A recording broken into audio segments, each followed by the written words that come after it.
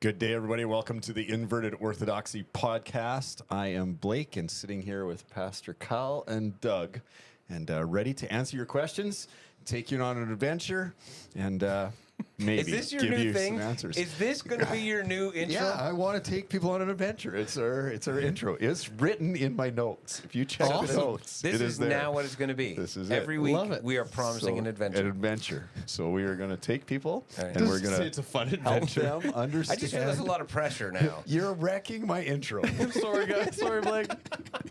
I just already argued with Doug. I'm just teasing. Yes, we answer questions. We hope that you enjoy listening to that, and just keep sending us your questions. We like answering them or trying to. Yep. And so we can jump right in. We didn't have any AR last week, so question time. Once my iPad reloads, sorry, I just hit X and it left. Someone else want to read the first question? I'll read the first question. Why were Pharaoh's magicians able to do the same tricks, i.e., rod becoming a snake, river filled with blood, epidemic of frogs, with their incantations? Was this really possible? Yes, I think it was really possible. And the way this is possible, I think, speaks to the supernatural realm being one that is present and available and not. This is. I'm going to always forget the term. So a lot of people talk about Christianity as a. Not monogamous, it's not right the word. Monotheistic? Monotheistic religion, and I would say it's monalterous instead of monotheistic. If we think of that's interesting. Christianity as Christ as the groom and the church as the bridegroom, it's also monogamous, or at least it's supposed It to is be. also monogamous. So just to help encourage you along there. Monotheist, I can't believe I'm dropping that word. But monalterous would be the better word of we have designation and recognition at the highest authority of one God while recognizing other gods and recognizing of other gods. Now we've shifted. Okay, I was just going to say, You got to be really careful. monotheistic would say there is only one God. Yes. Just to help people understand. Yeah. So that's what many people would say. Christianity is a monotheistic Yep. religion. There's only one God. Yep. And there are no other gods. Yeah. So the lack of existence of another God, I don't think is something that tracks with Christian tradition, depending on the way that you would articulate that. It comes down to a little bit of semantics. So you've got the Old Testament where there's lots of commands for Israel to not worship other gods. That'd be a really silly command if they really believed there were no other gods. Don't worship something that's not out there. Correct. But I think from our Western view on that, Yep. at least the way I would think as a kid growing up, would be like not idols, like wood gods or rock gods. But I didn't ever consider that there could be a form But of it doesn't God. say don't worship.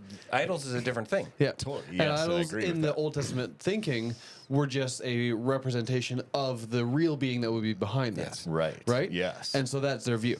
So the New Testament thinking and the more Western ideal, some people will really be monotheistic and all those other gods are just fake ideas. Yeah. I think that doesn't square very well with the biblical trajectory, where there were really other spiritual beings. Now, the emphasis and the distinction that comes to recognize Yahweh is so much better. He's not even in the same class. So you can't even call those other gods gods. And that's when we get language of demons and lesser beings also emphasized to say there are other supernatural beings, but they're not gods, is often how we would deal with that to hold a monotheistic view.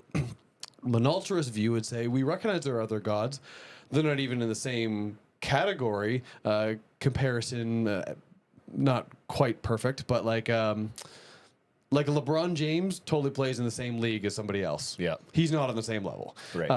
Now emphasize that even more with Like God. LeBron James against a bunch of kindergartners. Correct, right? Yes. Like you're playing in the same league, sure, but way different level. That would be one somewhat apt comparison to the idea.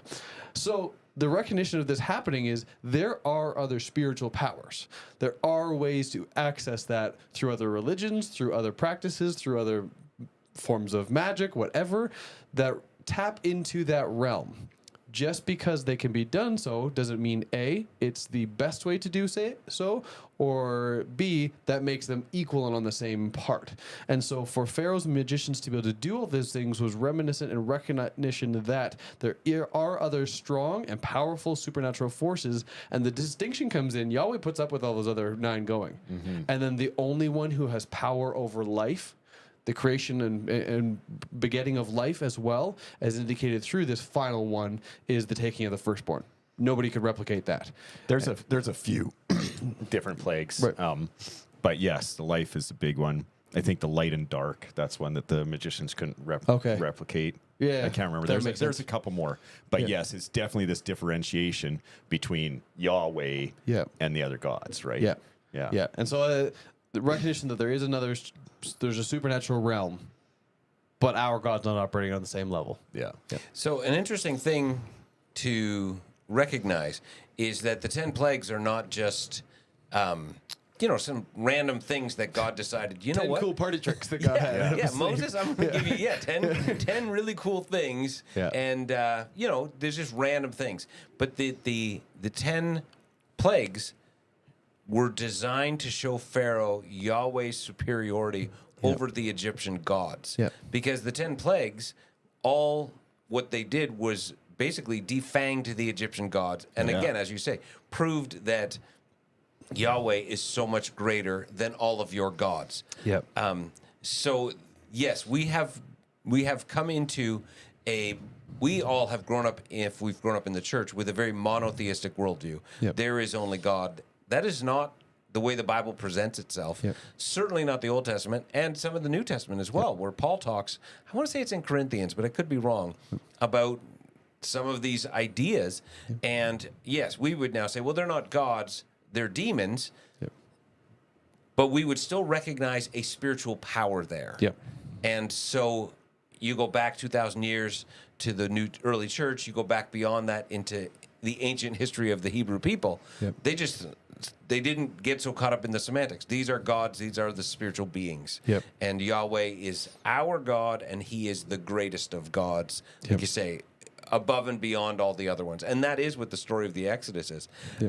So I think that it is actually something that was really possible in the same way that you do, Kyle. I can remember hearing a preacher years ago who talked about how Moses did all of his things by the power of God, but all of the magicians of Pharaoh's did them as party tricks. They had ways to replicate it. Like apparently this guy said, and I'll always remember this, and I've never seen it, but if you hold a snake right in the right spot, it'll like be paralyzed and it'll get really stiff, so you can actually have like a snake as your staff, so that you can like just walk around all day with a staff, and then when you need it, you throw it on the ground, it becomes a snake. And I'm like, okay, I don't know if that's true or not, and I seriously question that. But B, what do you do at the end of the day when you're done holding? Or you my sandals untied. I gotta put my staff down quick to tie my shoe. You set down your staff for a second for one thing, and all of a sudden you're like, oh, he just went away, or he just bit me, and now I'm dead. You like relax your hold for a second. You're snaking wraps around you. Back in Egypt. But if you think about just holding something for 10 minutes, like they'd be walking around all day for years, just like someday someone's gonna have a staff that they throw down and becomes a snake, and boy, it's gonna be awesome. And I've been doing thumb exercises for 2 decades waiting for this moment. I question all of that because we're uncomfortable with letting the Bible just tell the story that the Bible tells.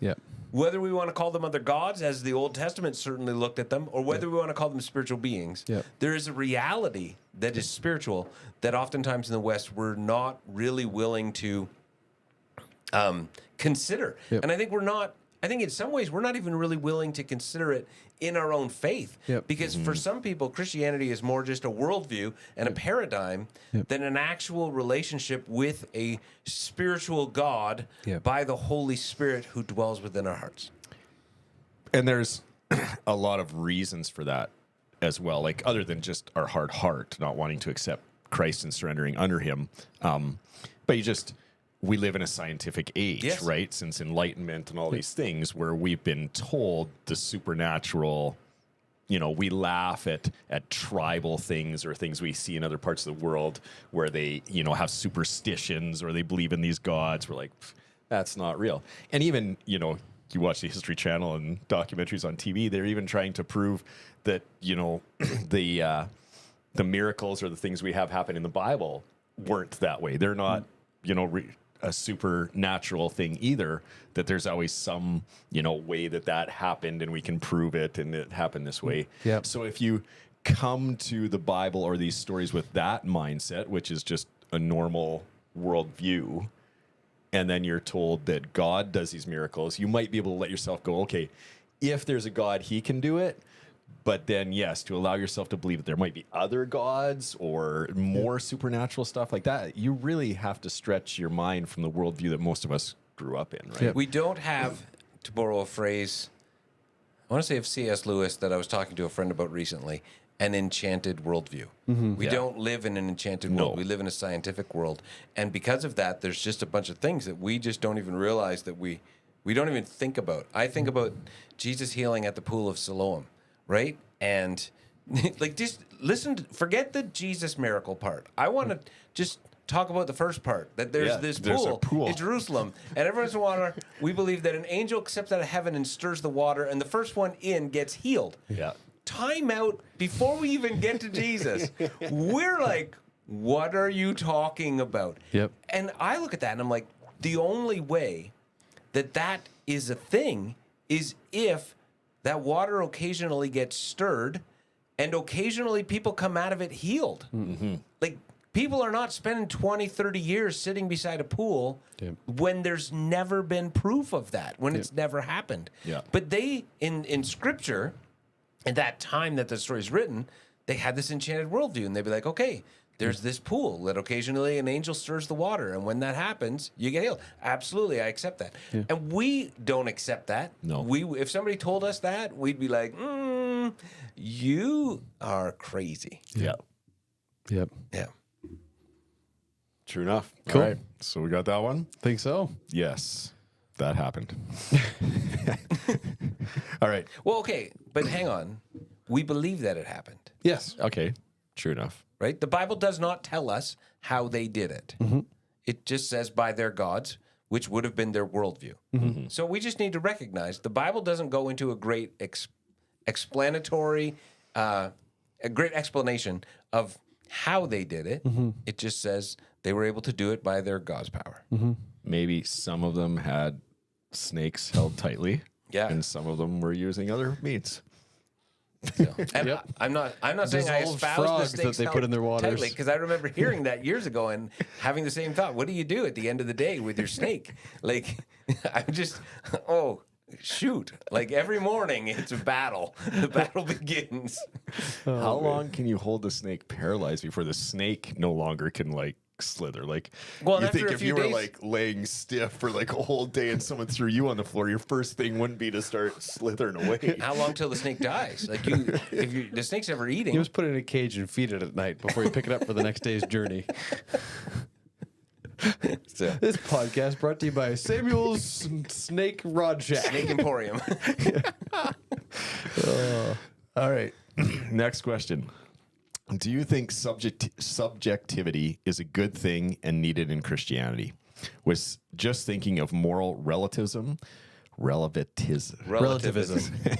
how that is becoming a norm in society. I know this has to do with what is morally good and bad and also what is truth, but how do you guys think it should be dealt with in the church?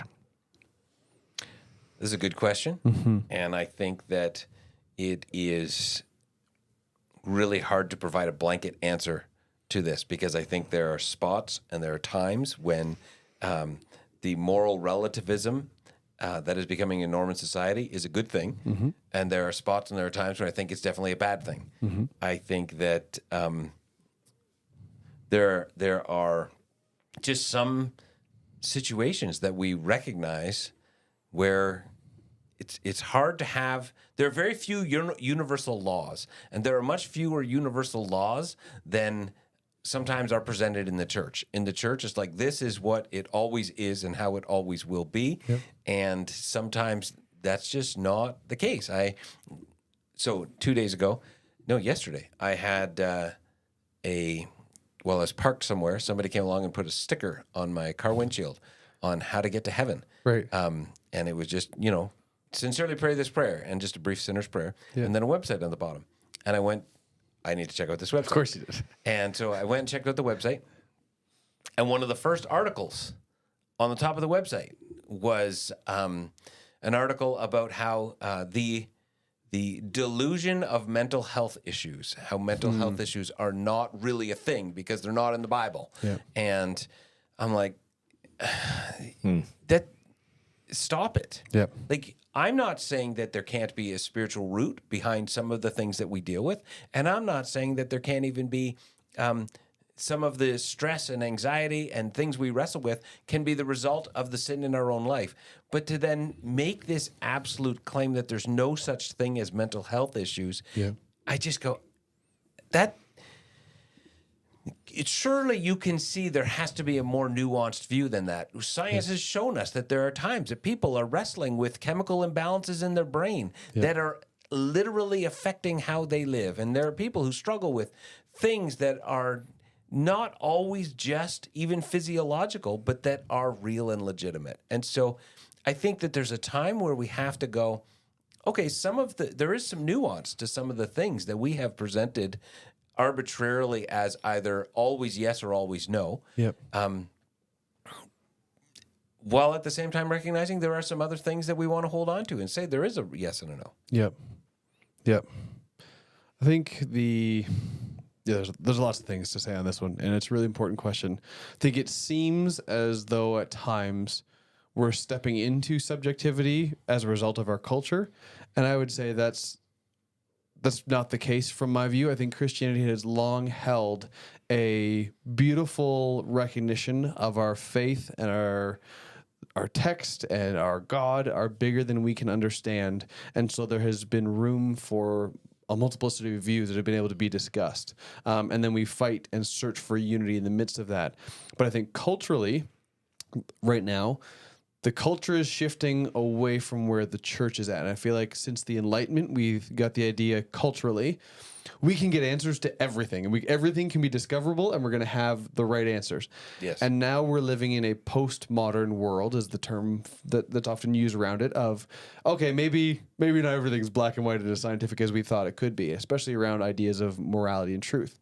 Versus I think a lot of the church for the last 50 to 70 years has more doubled down on that idea of the Bible says it, that settles it, I believe it, or whatever that phrase goes. Yep. We're just going to double down on this. We can know things, especially at a surface level and a really, really easy level. Versus now I think the church is realizing and seeing the fruit of the last 70 to 100 years and going, this isn't working.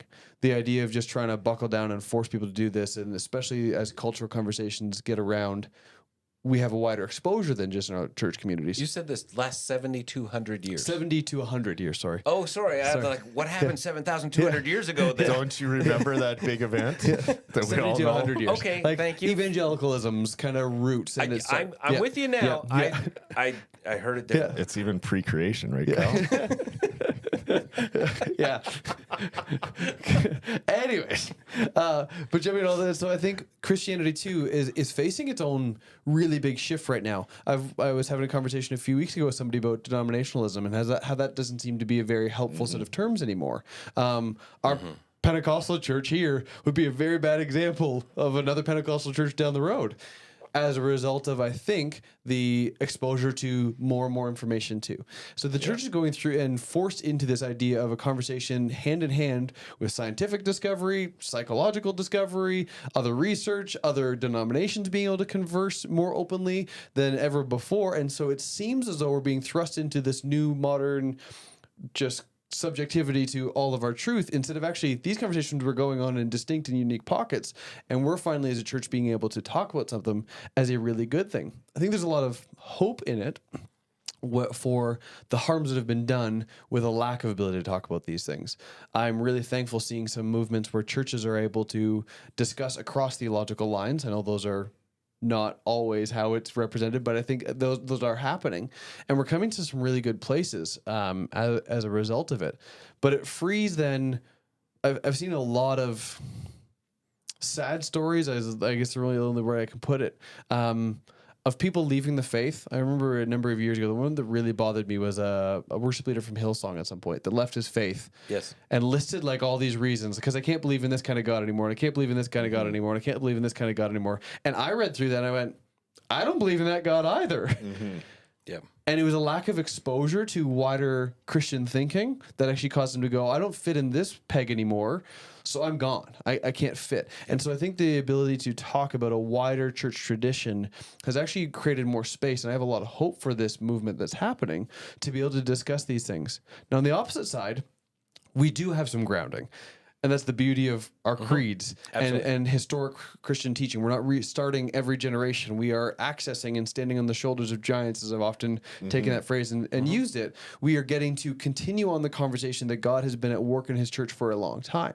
And so we get to then not have the pressure of having to figure it all out. And so we don't just wipe the slate clean and go, all right, so now today in 2024, what does God think about this? And what does God think about this? But we're building and continuing on in that in a good way, but also to rediscovering there was somebody, I can't remember who it was. The job of the church in every generation is to discover how to live out Christianity in its day. Yes. Is a really important thing. And so we need to do that. If we keep using 100 years ago's things, we have no idea what it means to be a Christian online, what it means to be a Christian advocating for healthcare in today's world. Like, there are so many different things that are new to our day. How to deal with 50% of marriages falling apart. That's a new thing we're dealing with today. There's also things we can't extrapolate into another culture. As, again, an example I regularly use. If we were to send missionaries to the Middle East right now, there's no way, no matter how egalitarian I am, that I'm going to send a female to start planting churches in Dubai or Saudi Arabia. Not going to happen. Not because I don't believe that that was the trajectory the Bible was on, but because culturally that's not where those people are. And so there is a cultural discernment that needs to take place too for the universal truths of the Bible. Yeah. But Yes. 500 years ago, the church fought against the Enlightenment and the beginning of modernity. Yep.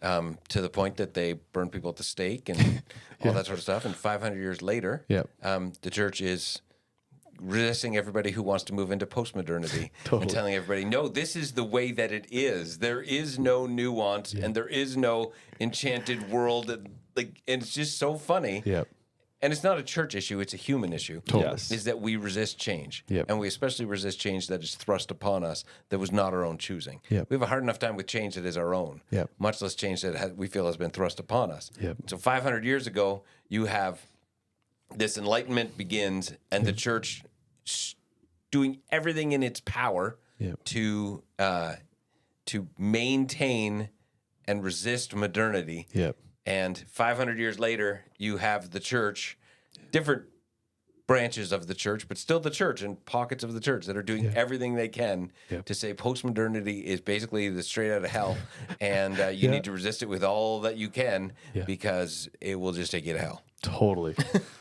I think we've talked about many times, but I haven't really used the word tension on the podcast in a while, so I'll use it now because it just makes me think of that. Like, so much of the Christian faith and faith being that it's uncertain, right? That we, have to have faith, just flies in the face of what we as humans want. We want certainty and we want the, specified rule and we want to know how it goes. Yep.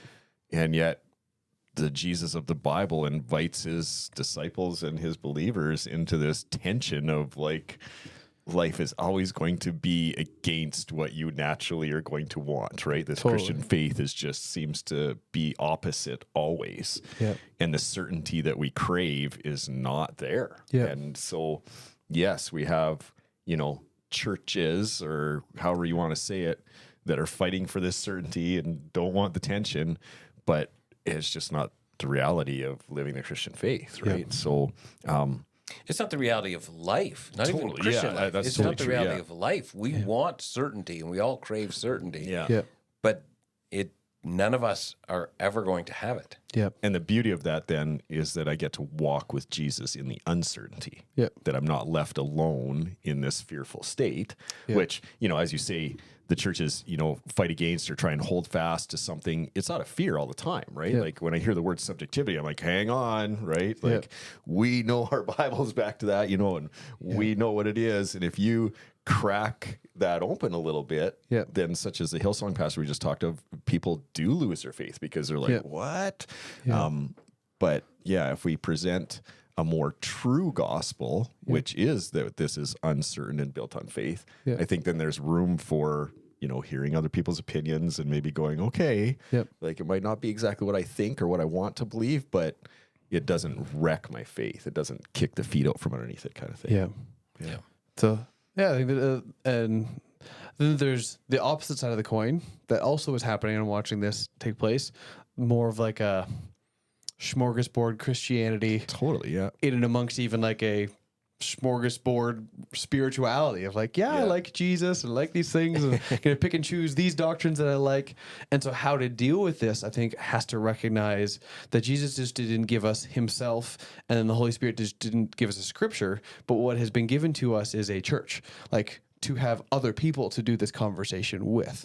And so we are not Lone Ranger Christians just going out picking and choosing what Bible verses I like.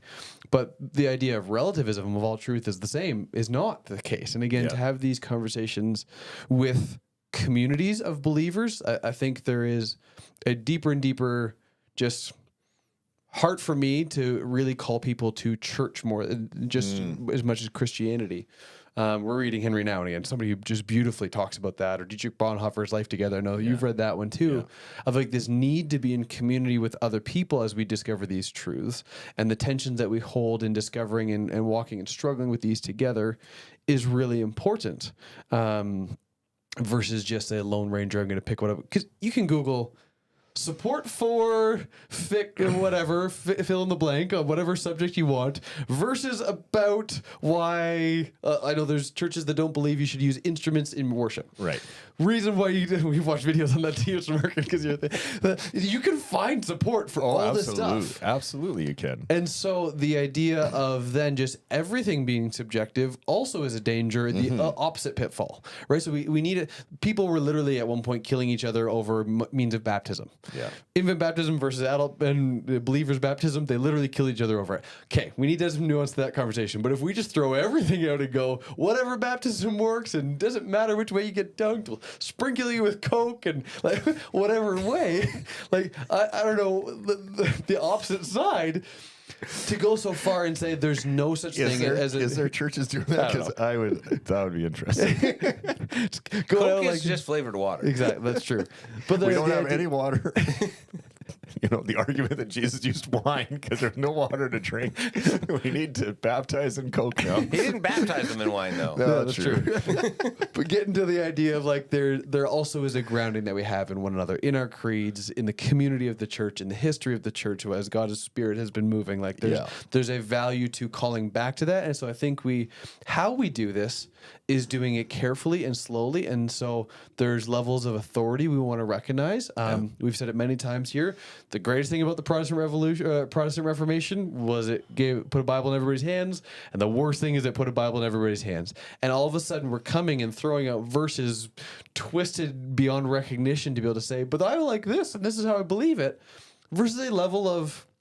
And I know this is easy sitting with a microphone with the title Reverend in front of my name to say, I think there's an importance of study that has an authority behind it.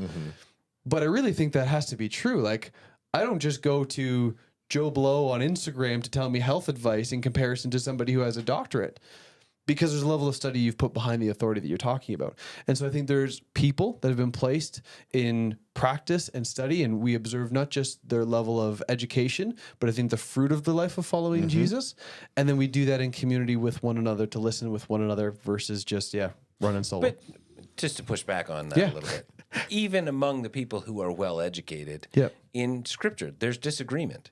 Totally. And so we have to recognize that we're not ever going to agree on everything. Yes. And that can't become the standard by which we allow for unity to take place. Because if we were being honest, when you talk about a smorgasbord of Christianity, that's literally every Christian. Yes. No Christian fully believes the creeds. Yeah. If you could give them truth serum and be like, what do you really believe about I this? don't think Oh, yeah. Okay. We're all We'll in agree the to disagree. process. Yeah. We are all in the process Yeah. of learning how to live by faith. Yep. And there are things we are aspiring to believe, Right. but we don't yet believe them. And God is meeting us in the middle of our refining of our faith and helping us to refine our faith and the transformation of our mind, the renewing of our mind, and the changing, the renovation of our soul to bring us into truth. Yep. But for every one of us, there are all kinds of things that we believe that would be not right, that would be sorry. Just dropped right behind you. Sorry. Totally. I think that was a fair Sorry. Yeah. Paul talks about in the book of Ephesians that we come into more unity as we come into maturity in Christ. And part of that is going to be realizing that we're going to agree to disagree. But part of that is also is that we're going to start to agree on more and more things, on what's really important. If we genuinely believed, all of us, with all our heart, all of the creeds, we would live such radically different lives than we live. So we're all still in process. And I'm not saying that to say, therefore, it's okay. I'm just saying that's the reality of the world we live in, is that it's okay that somebody can disagree with me, and it should be okay that somebody can disagree with me on something. I still need to walk in unity and in love with that person as much as I can, and call them into that same thing, understanding that there needs to be...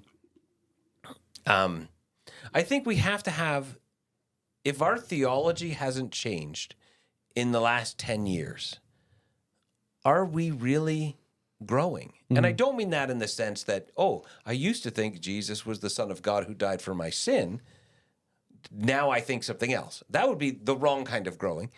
But in the sense of the actual outworking of that theology, in the actual outworking of Jesus is God in the flesh who came and showed me a better way to live.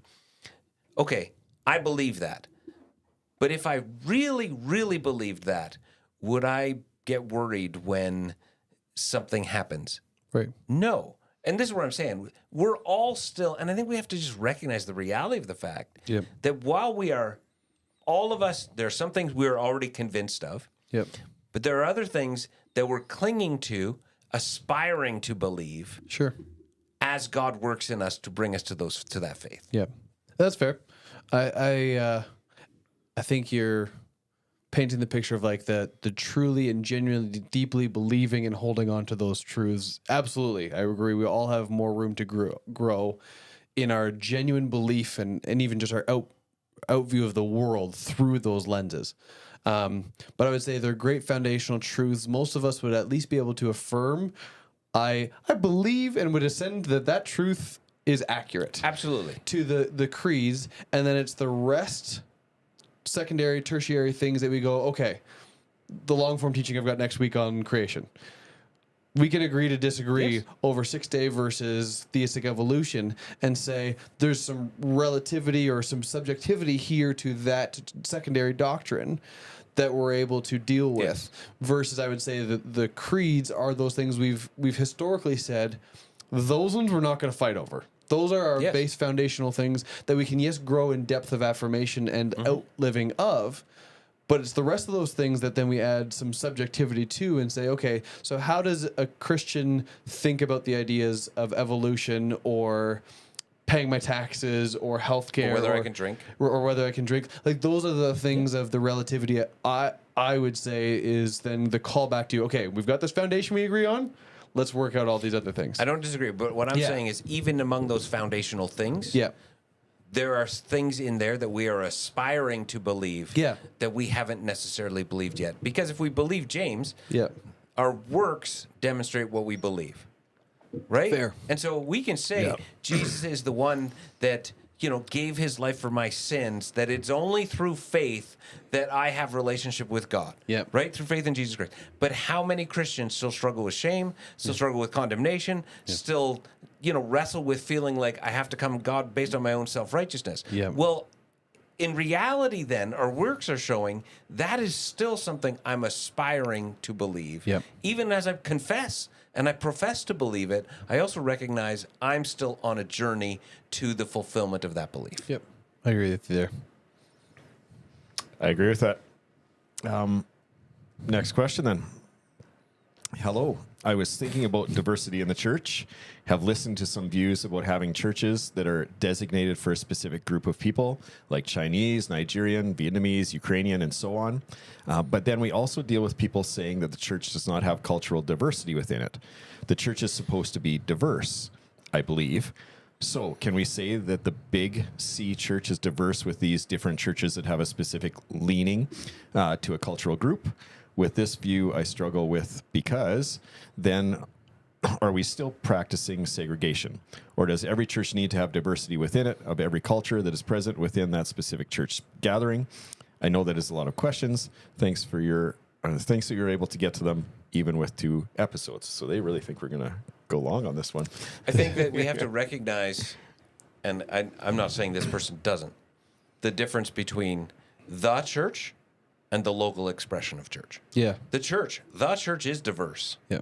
But what this question is addressing is the local expression. church, for of sure. Which I think yeah. they address, because Yes, so we but can I'm just for Yeah. people to understand. Yeah. The church is diverse. Yeah. This question is speaking to the local expression of church. Yeah. And is it such an interesting thing? I think of this question in relation to the previous question about subjectivity and about the nuance. Yeah. And I kind of approach this the same way, that I'm like, I think there are aspects, and there may be some people who go, I want to be in a church that is kind of part of the culture I grew up in, because I'm now in a different culture, and that's where I connect with God, that I'm like, God bless you, that's great. Yeah. And there may be other people who want, and I know there are people in our church who come from other parts of the world that want to, be a part of a more diverse community. Yeah. And so this is one of those areas where I see the ability to have nuance. Yeah. I think language barrier is a huge thing that not everybody considers when you start talking about church diversity, right? Yep. We have a young lady who's coming to our church right now that is from Quebec. Does speak English, but she was sharing with me on Sunday. She's like, I don't get everything in the message because the terms are just not terms that I know in English, right? Yep. So there is something to that when you have a cultural group. If she was to attend a French-speaking church here in Airdrie, you might not call that diverse, but she would at least understand what is going on, right? Yeah. There's a lot of angles to discuss this one. One of the first ones that comes to mind beyond what's already been addressed is the act of redemption that I think God is actually at work in. I don't think the reason why we have some of these specific church groups now is a result of necessarily choices, as much as poor decisions of churches that are majority churches in power at different times. I've read more and watched a couple documentaries on the black church specifically in the States. That one was not started of being like, you know what, let's just celebrate our blackness and be different than the white people. Right. That was a forcing out of the majority power. Yes, and I think that, I do think we should recognize the difference between people who decide they want to do something and segregation. Totally. Because it's not practicing segregation, because some people want to have a church that is their own culture. Yeah. And so the black church that now is a beautiful, established, there's multiple denominations in the States, but it can be spoken of really as a whole in a lot of ways. Yeah. Is a beautiful testament of the redemption of God's work, of going, people in power who should have known better using my name, kicked people, image bearers of me, out and would not let them meet with us. So they went and started something else. And God's Spirit has moved beautifully to establish them black churches that have great traditions and great communities because they were forced to, and now are established as something that is a beautiful testament of God's work of redemption in the world. And now to undo that actually would be in some ways spitting on how God has now worked in our world. So I don't think the answer is undo all of that and say, no more black church, we're bringing everybody together. I think there's a beautiful celebration of that. At the same time, I would look at the other list that's been given here, specifically thinking of like the Nigerian or Vietnamese. I know there's a lot of Chinese churches as well. There's a major inconvenience to the people in power to accommodate for others. And so I would say when a mass group of Chinese immigrants comes into a place and there's a bunch of English churches only established, for them to integrate those people in, we now have to break up the way we do things and actually Yep. have translation happening, or have a Totally. Chinese pastor come in and speak for part of it or translate it. But we like how things are. So we're not going to do that. So the Chinese group is there. And I'm just picking on ourselves because I can speak to our culture. I also would look around the rest of the world and go, if you went to, now China's a bad example, but you go to India, there's probably not a ton of English churches available right off the bat. You would be the inconvenience there as a minority in the majority culture. That's human nature. Yeah. And so I think there's a lot of ways where God, again, by his Spirit, has empowered and allowed redemption to take place in the brokenness of humanity. Now, with that said, we also now have a new modern level of this problem. For majority of the time of history, we didn't have people from as diverse places congregating in similar In the spots. same spots, yeah. Right? The timing of Jesus' arrival in history was this just beautiful thing that's been spoken of by a lot of people a lot of different times, of you've got a basically universal language of Greek being able to be accessible. You've got Pax Romana, so peace generally. You've got the Roman road system able for travel for the gospel to spread. Like, there was intention, I believe, to the timing when Jesus came. And then Paul takes advantage of those same things, writing in the major language of Koine Greek at the time, using those roads. Paul hits major city centers that spread out and diversified out those ways. But culture came to certain spots from even then, just a geographic area, and then spread out from there. We have people coming on a daily basis from all over the world, other cultures, bringing them in and jamming them in, and all of a sudden now we're trying to deal with this in a new way, that the ability to keep up with it all would be so hard. And so you've got all these now traditions and cultures and languages coming that all want to also have time to celebrate themselves, which I think is valuable. Like, I'm really uncomfortable all of a sudden in a new place. I want something that's familiar. I'd love to have my Ukrainian Orthodox service here, because at least it's the one thing. I go to work 6 days a week and have to live in this different world with a different language. At least I can come and celebrate Jesus the way that I know. There's a beauty to that. Yes. Right? And I think that's the flip side is in North America, we see a lot of people who have come and then they want to have their expression of church. And we're like, wait, there should be diversity. Yeah. But I do think if the situation were reversed and we went to another place in the world, there would be things, and church could very well be one of them. We're like, I would like to have that thing that's always anchored me to still have that ability to anchor me. Totally. And so, absolutely. And that has happened. Like, there is missionaries that go and serve in, what do they call them, an expat church or a, or a school setting or whatever, just to serve English-speaking Western people. In light of the missionary work they're doing, because they need some sense of this is home or this is the language we speak or whatever else, right? So it's not just happening here; it's happening all over the world, right? Just to what you said about Christ coming at the time he did with the Pax Romana and the Roman roads and the universal language.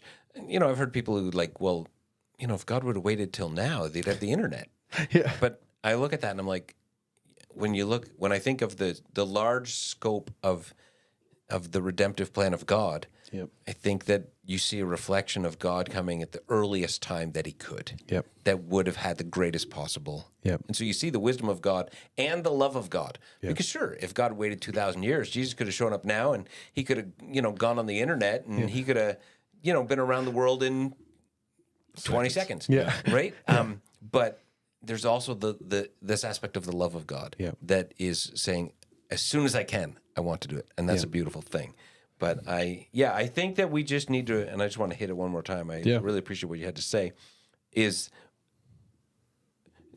the black church in the United States is an example of segregation, where you're not allowed to join us. But that is very different than some people moving to another spot and saying, we want to have church the way that we had it in our own language, and for the church to be able to say, we bless you in that. The church locally, right? Like, we have a Nigerian church in town. I think we might have a couple of them now, if I'm not mistaken. And we have had, at the time, I don't know if there still is, but at one point there was a Filipino church that was trying to start. And as a ministerial, we want to bless them, and we want to help them, and we want to just say, like, this is wonderful, and we want to encourage you. And so I just want to be careful we don't throw that word segregation around. because that is a terrible thing. Yep. That is a horrible thing Yep. that we want nothing to do with. And you're right. The black church is a beautiful example of the redemptive power of God. And what's really wonderful is when you see white people in there, right? That the black church has not responded in the same spirit that caused them to be founded and been like, you can't be here, you're not black. But there is a welcoming in those large black churches. If you watch them on TV or watch a service, there's often white people there who are just welcomed and part of the church. And so they haven't responded in kind, which is human nature oftentimes, right? You didn't let us do your thing, now we're not going to let you do ours. And so it's a beautiful thing that there hasn't been that. So I just want to say that's not segregation if it's not forced upon people, but people's free choice. Dietrich Bonhoeffer, I don't know if you've read much of his stuff talking about his experience at the black church when he first came to America. He came as he saw the Nazis rising to power in Germany and all that, and he came and watched the black church and their resistance to involvement with power structures and learned so much. Like he was so filled with hope for the church in the world with what he saw happening in the black church in America while he had come from Germany. Like some really interesting stuff there. The way that we do this, and we celebrate those different pieces of diversity, but then what we don't do is just accept them and go, okay, so we're all segregated, let's do our own thing, see you later. As you've talked about, we want to bless each other, but I think stay in conversation with one another. I think I'll celebrate our church. We're a real benefactor of the ability to access some of these wider things. Like, we love our Pentecostal heritage and the fact that we believe that God is at work through His Spirit to do things and be active today. But then we also love tapping into benedictions and prayers from Anglicans and things like that we've been able to tap into some of these things and join from them that all have different backgrounds and different histories of where they've come from, that we would want to stay in conversation. Again, similar to the last question, how do we do that? And there's a great difficulty with that happening well. The Anglican Church would be a really poignant example of that. So Justin Wimbley, I believe, was the Archbishop of Canterbury, appointed a few years ago, and then a majority of Anglican churches in the global South rejected his leadership. The way that he is leading, and I don't want to jump into the politics of it, but the global South churches in Africa and South America, with modern conversations that are happening in the subjectivity around certain subjects within the Western world, they're like, no, we're not having that. And so they're breaking up of this now historically universal church, Catholic Church, to now segregate and break off from themselves and say, yeah, we can't agree with you on this things. And I'm not saying whether they should or shouldn't, but it gets really difficult. But I think this is something the church has always been called to do, is learn from one another through these different pieces of a diversity. It's been a great privilege to get to go to our black community barbecues a few times and I learned from that. And I had an awesome conversation talking with a few people there of just the things that the rest of our church need to learn from the historic black community of the church. That there's absolutely something we get to celebrate and learn from one another. But we don't get those learnings if we cut each other off and like, yeah, you do you do your Ukrainian service and you do your black service, we'll do our white service. But instead there needs to be a real effort to learn from, and even when we get frustrated or misunderstood, to keep sitting at that table to learn from each other. It's where you draw the line in the sand, going back to the previous question, regarding what is something we're going to break fellowship over. And I think that we typically do fall into the two extremes, that you can believe anything of anything and we'll just still be all good. And then on the flip side, there is you disagree with me about, at what point baptism should take place, or like you say, whether it should be sprinkle or immersion, child or adult. Well, you're a heretic and you should die. And there's a balance there, and there is a nuance there, and I think that it's way further. There's much. Where we should draw that line is around much fewer things than where we've typically drawn them. Because we've typically drawn them, around these secondary issues. But often in response to that, there's another human response. It's like, well, then we'll just We'll just have unity no matter what. Yeah. Yeah. Unity at the expense of truth. Yeah. And Jesus walked in grace and truth. Yeah. And it's that balancing act that we're called to lean into and to learn that is a struggle. Yeah. So, Well, I was going to say, I think there's a learning too, right? Like, obviously, God accommodates a lot of us, right? Yeah. Even as Doug said, all of us. trying He's to, accommodating all of us. even trying to understand All the the creeds time. and all the rest, right? Yeah. But I think in our church, again, I grew up here in Airdrie, so, we didn't have a very diversified church in any of the churches I attended because we only had white Western Canadians that lived here, right? Sure. But at the time, Airdrie wasn't diverse. That's what I'm saying. Yeah. That's what I'm saying. Yeah. Like it just wasn't a thing.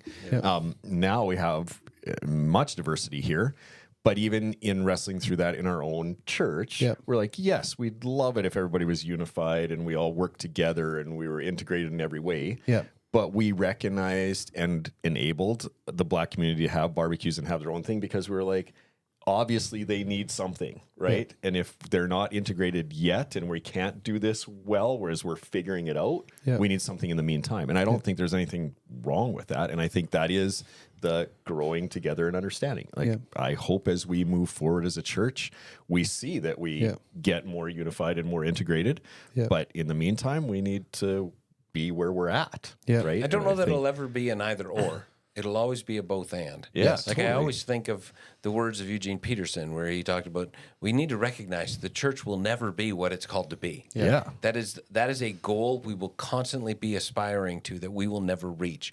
And I think that can be frustrating because we want to accomplish the goal, but when we start acting like that, that is the very quick shortcut to self-righteousness and legalism. Yeah, true that. I think the only way to have diversity is to be able to see the distinction amongst the whole, right? Like you have to be able to see we are different to be able to say we are diverse. And so there's a value in celebrating the uniqueness of the people within the group. In the same way that we have an expression for the Black community here in our church, we've also got a youth group. We're recognizing by age, you are different than us. And so we're going to create space for you to be youthful together, and the way that you need to hear about Jesus and speak about Jesus and the problems you're dealing with are different than the rest of us. So to create space for you to walk through life together is also important there in certain demographics, because the way we're struggling and applying the work of Christ in our lives is also unique there. And then when we come together as the whole, we're able to see those different parts and call together what is true in all of us. But I think there should always be diversity according to your locale, if I could put it that way. So yes, when Airdrie, back growing up, Airdrie couldn't be very ethnically diverse in your day. And that was true even more so, less than when you grew up, but more so than it is now. When I first got here 10 years ago, Airdrie's changed a ton in 10 years in the time that I've been here. So the aim I think we should be looking for and not settling for anything less is actually trying to be at the very least a reflection of our community. So if we've got a 10% of Airdrie is Black and 5% Filipino, and I'm just making up numbers off the top of my head, we should hope to see. You don't have the stats of Airdrie memorized? I should. we should have nearly that reflected. And then at the same time, trying to make sure that those voices are not just present in our group, but being able to speak up and contribute in that, so that we are a reflection of our community. Because how God is working in Airdrie should be seen how God is working in Living Springs as a result of what he wants to be doing in Airdrie. And that's not something that is natural to the human. We need to fight for that space. Yes. Absolutely. I think we are pretty much out of time. Good work, gentlemen. At running us out of time. No, I'm just kidding. That's what we're here for. Hopefully you were on an adventure today. We took you through the twists and turns of faith. Yes, wrap it up. Thanks for tuning in, you guys. You can find us anywhere you listen to your podcasts. You can follow us on YouTube, and please check out invertedorthodoxy.com, where you can ask all your questions that we will try to answer. See you guys nailed that outro next week.